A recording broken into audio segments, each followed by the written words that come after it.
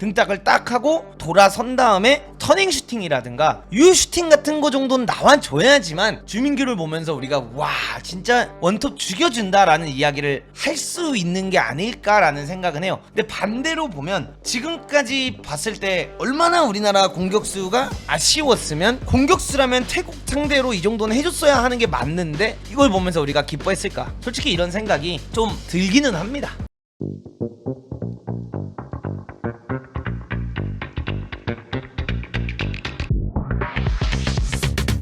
이거 불편러 많을 것 같은데 문도그는 여러분들 그냥 제 소신대로 하는 사람이잖아요. 이게 소신이라고 하면 소신이고 불편러면 불편러인데 문도그는 원래 문도그가 그러니까 하고 싶은 말 축구에 대해서만큼은 하고 싶은 말을 그냥 하는 사람이잖아요. 그래서 이 이야기를 할게요. 주민규 선수가 어쨌든 간에 오랜 시간을 기다려서 A매치 데뷔전을 치렀어요. 그러면서 저도 제 입으로 이제 그런 말을 했죠. 주민규 선수 너무 잘한다.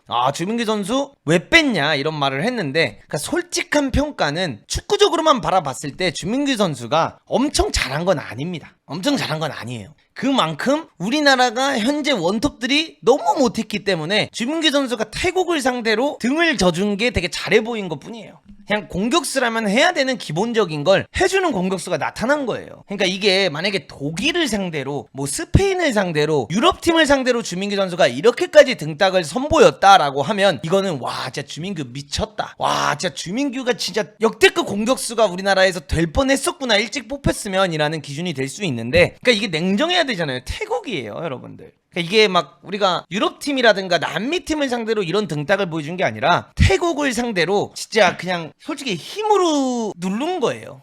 힘으로 집어 누른 거지 이게 막 엄청 테크닉적으로 등을 진 건 아니라라는 걸 말씀드리고 싶어요. 그러니까 우리가 최근에 공격수들이 정말 좋은 활약을 못 보여줬고 이 기본적인 거를 못 해줬어요. 그러다 보니까 주민규 선수를 보면서 우리가 굉장히 잘한다라고 느낀 거는 팩트이지 않을까 전 이렇게 생각을 하고요. 그렇다고 주민규 선수가 못했다는 게 절대 아닙니다. 근데 주민규 선수가 태국전 이 다음 경기에서 진짜 만약에 선발로 나온다 원톱으로 나온다라고 했을 때 주민규 선수가 보여줘야 되는 건 어떤 거냐라고 하면요. 이 태국 선수들이 들어왔을 때 이거를 힘으로 밀어서 등딱을 딱 하고 돌아선 다음에 터닝 슈팅이라든가 유 슈팅 같은 거 정도는 나와줘야지만 주민규를 보면서 우리가 와 진짜 원톱 죽여준다라는 이야기를 할 수 있는 게 아닐까라는 생각은 해요. 근데 반대로 보면 지금까지 봤을 때 얼마나 우리나라 공격수가 아쉬웠으면 공격수라면 태국 상대로 이 정도는 해줬어야 하는 게 맞는데 이걸 보면서 우리가 기뻐했을까? 솔직히 이런 생각이 좀 들기는 합니다. 주민규가 터닝슛을 때리는 스타일은 아니죠. 그러니까 제가 말하는 건 독일이나 스페인이나 뭐 잉글랜드나 뭔가 이런 우리가 우러러 볼 수 있는 그런 대표팀들 상대로 이 정도 리디거 막 이런 선수들 상대로 버텨주고 등딱 내주는 거랑 태국 동남아시아 선수를 상대로 이렇게 비비기만 하는 거랑은 되게 스케일이 다른 거잖아요. 어떤 느낌인지 아시겠나요? 제가 하고자 하는 말이 태국전도 보면 진짜 버티고 힘써서 어떻게든 내준 정도지 막 와 해가지고 막 우리가 진짜 막 감탄할 만한 플레이가 나왔던 건 아니었다라는 거죠. 그렇다고 주민규 선수가 못했다라는 게 아닙니다. 왜? 최근엔 대표팀 공격수가 저 활약조차도 해준 적이 많이 없었기 때문에. 그리고 주민규 선수가 K리그에서 게임 뛰는 거 보면 K리그에서 주민규 선수가 돌아서가지고 슈팅도 하고요. 터닝 슛이라든가 발리 슛이라든가 헤딩이라든가 뭐 이런 것들을 굉장히 잘하는 선수예요. 근데 이제 이런 것도 우리가 생각을 해봐야겠죠. 이 선수가 정말 오랫동안 기다려왔던 기회이고 이 기회가 왔는데 본인이 과하게 뭔가 터닝을 해보려고 막 이런 걸 하다가 실수를 하기보다는 이 선수가 그냥 묵묵히 기본적인 거를 지켜주면서 본인이 그래도 실수보다는 그냥 활약을 도와주는 데 있어서 서포트 역할을 하고 싶었을 수도 있어요. 그렇기 때문에 그런 모습을 바라봤을 때 주민규 선수가 이렇게 했던 거는 충분히 저는 이해가 되고요. 선수를 해봤기 때문에 물론 이 선수분들처럼 대단한 레벨에서 제가 뛰어보진 않았지만 그거는 그 마음이 충분히 이해가 되고 입중계 때는 제가 이제 막 너무 과하게 잘한다라고 했던 건 최근에 대표팀 경기를 보면서 그조차도 해주는 공격수를 본 적이 없었기 때문에 그렇게 이제 이야기를 했던 거죠. 근데 이번 경기만큼은 우리가 원정을 갖고 우리가 승리를 못 가져갔기 때문에 저는 이번 경기에서 만약에 주민규 선수가 이제 선발로 나오게 된다면 어느 정도 본인이 힘으로 찍어 누르면서 돌아서거나 미리 밀고 튀어나와서 돌아서 슈팅하는 장면쯤은 만들어내야지만 진짜 주민규 선수에 대한 평가가 더 좋아질 거다라고 전 생각을 하고요. 있고요. 우리가 다음 감독이 누가 되던지 간에 그 감독님이 오실 때 나이가 있긴 있지만 주민규 선수를 그래도 공격수로 우리가 선발을 해야만 할 것 같다라는 이야기를 할 수 있지 않을까. 왜냐, 우리가 결국 봐야 되는 건 이 선수들이 월드컵 예선도 치르고 막 이렇게 치르지만 지금 이 멤버는 결과론적으로는 월드컵 이 2026년인가요 이제 여러분들? 맞죠? 2026년 월드컵에서 활약을 해줄 수 있는 선수들로 슬슬 꾸려야 되는 건 맞거든요. 그렇기 때문에 그런 모습을 봐야 되기 때문에, 그렇다면 주민규 선수가 그런 역할까지도 대표팀에서 해줄 수 있는지도 전 굉장히 궁금해져요. 뭔가 주민규 선수의 뭔가 그런 것들을 좀 더 보고 싶다, 이걸 말씀드리고 있습니다. 많은 분들이 물어보시더라고요. 주민규 선수에 대한 분도그의 평가가 너무 냉정하게 궁금하다라고 물어보시는 분들도 많아서 이 부분에 있어서 그냥 제 개인적인 생각을 열심히 여러분들에게 말씀드리는 거예요. 왜냐면 우리가 여러분들 진짜 생각만 해봐도 원래 우리나라 원톱 공격수다라고 했을 때 딱 떠오르는 선수가 누굽니까?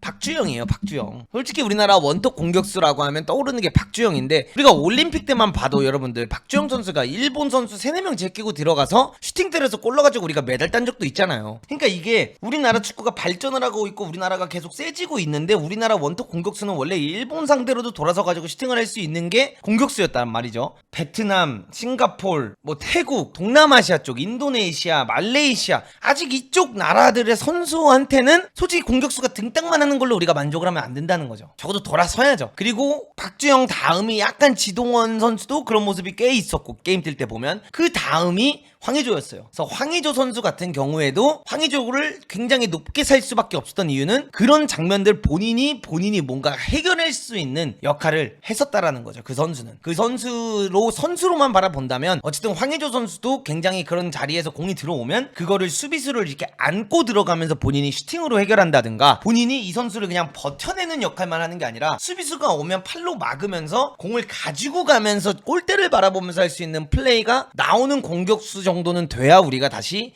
진짜 대표팀에서 진짜 이 사람이 공격수해야겠다라는 생각을 할 수 있지 않을까라는 생각을 하고 있는 거죠, 여러분들. 그렇기 때문에 주민규 선수가 너무나도 좋은 활약을 펼친 것은 맞으나, 냉정하게 평가를 하자면 그냥 킥스트라이커로서 동남아시아를 제가 무시하는 게 절대 아니에요, 여러분들. 근데 레벨 차이가 나는 건 당연한 거잖아요. 우리나라는 피파 랭킹 20몇이고 동남아시아 팀들은 뭐 100위권에 있는 팀들도 많은데, 그 정도 랭킹 차이가 난다면 공격수가 공을 받을 때 솔직히 수비수 한 명쯤은 돌아서 슈팅할 수 있어야 되지 않나, 전 그렇게 생각을 한다, 이걸 말씀드리고 싶은 겁니다. 그래서 또 이걸 보고 제가 주민규를 막 디스한다 막 이렇게 생각하시는 분들도 있을 수도 있는데, 그게 아니죠. 왜, 제가 분명히 말씀드렸지만 이 선수가 오랫동안 기다렸던 경기고 진짜 주민규 선수가 축하받아야 될 일도 맞고, 주민규 선수가 첫 데뷔전이기 때문에 선수들이 주로 이런 생각을 합니다. 이게 꼭 대표팀이 아니더라도 소속팀이더라도 내가 이 팀에 들어가서는 과하게 하지 말자, 내가 그냥 해야 되는 것만 하자, 내가 그냥 묵묵하게 묻어갈 수 있는 정도 하면서 실수하지 말자라는 마인드를 가져가는 경우가 굉장히 많아요. 그래서 그런 부분에 있어서 주민규 선수가 들어가서 하지 않았을까,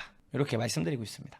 많은 분들이 궁금하셨더라고요. 주민규가 진짜 얼만큼 잘했냐, 요 이야기를 하셨기 때문에, 그건 제가 태국정 심층 분석하신 거 보시면 제가 주민규 선수가 잘한 부분이 어떤 부분인지는 충분히 분석을 했으니까 그거를 보시고 이야기하시면 될 것 같고, 요 장면에서도 보시면 여러분들 김민재 선수가 이렇게 이제 공을 가지고 있는 장면이 나오죠. 김민재가 딱 공을 가지고 있을 때 보세요. 주민규 선수는 애초에 이렇게 팔을 딱 갖다 대면서 상대 수비수를 견제하고 있는 장면이 나옵니다. 그러면서 지금 손흥민 선수가 어느새 왼쪽에서 이렇게 쭉 들어와서 공미 자리에 와 있는 걸 볼 수가 있고요. 김민재 선수가 패스를 기가 막히게 넣어줬고 요거를 이제 한 번에 돌려치는 장면이 나옵니다. 그러면서 여기서 주민규 선수가 등딱을 딱 해주면서 공을 지켜주는 장면이 나왔고, 여기서 보세요. 팔로 딱 막아주고 어멍덩이 딱 내밀어가지고 지켜주는 장면 나오죠. 그래서 공격수가 이렇게 볼을 지켜주게 되면 나오는 장면이 어떤 게 나오냐, 바로 이렇게 손흥민이 돌면서 공간에서 패스를 받을 수 있는 가능성이 높아진다는 거죠. 그래서 공간에서 패스를 받으면서 어느 사이에 낀 선수를 보고 패스를 넣어주고 다시 돌아다가는 이런 3자 플레이 패스가 나올 수 있다는 겁니다. 여러분들 보세요. 상대 수비수들은 이렇게 위치를 잡고 있는데도 불구하고 주민규가 등딱을 해주다 보니까 우리나라 선수들에게는 어떤 스페이스가 나오냐, 요런 하프 스페이스들이 생길 수밖에 없다라는 겁니다. 그래서 주민규가 어제 이런 걸 굉장히 잘해줬고, 주민규가 버텨주고 있을 때는 이재성이 이렇게 올라가가지고 또다시 공격수를 대체해주는 장면, 이런 게 굉장히 좋았다. 그러면서 손흥민과 이제 이재성의 굉장히 좋았던 원투 플레이가 나오면서 손흥민 선수가 본인이 제일 좋아하는 공간에서 패스를 받게 되었고, 여기서 이제 손흥민의 왼발 슈팅이 나왔는데 이제 요런 부분에서 이제 득점이 일어나지 않았다는 거가 조금은 아쉽긴 합니다. 네, 주민규의 등딱을 볼 수 있었던 장면 굉장히 좋았고, 이재성과 손흥민의 콤비네이션 플레이 요것도 굉장히 좋았죠. 요런 장면 자체를 대표팀에서 되게 오랜만에 보는 것 같아요, 저는. 여러분들 요렇게 뭔가 공격수가 홀드업을 해주고 공미가 공격수 뒤에 뒷공간을 침투를 해서 다른 미드필더가 들어오면서 그 공격수 2선에 뛰어들어간 미드필더에게 연결해주면서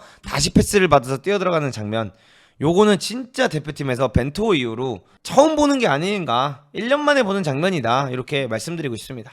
주민규 선수가 그런 것들을 과연 동남아시아 상대로 못할까라고 물어본다면 아니에요. 전 할 수 있다고 봐요. 이게 아직 유럽 선수들 상대로 주민규가 그 정도로 할 수 있냐라고 물어본다면 그거는 봐야지 알 수 있을 것 같아요, 냉정하게. 왜냐, 주민규 선수가 계속해서 아시아에서 뛰었고, 주민규 선수가 활약한 무대들이 아시아 무대였기 때문에 유럽 선수들을 상대로 이 선수가 등딱을 해가지고 막 돌아서가지고 슈팅하는 장면을 내가 볼 수 있었던 기회가 없었거든.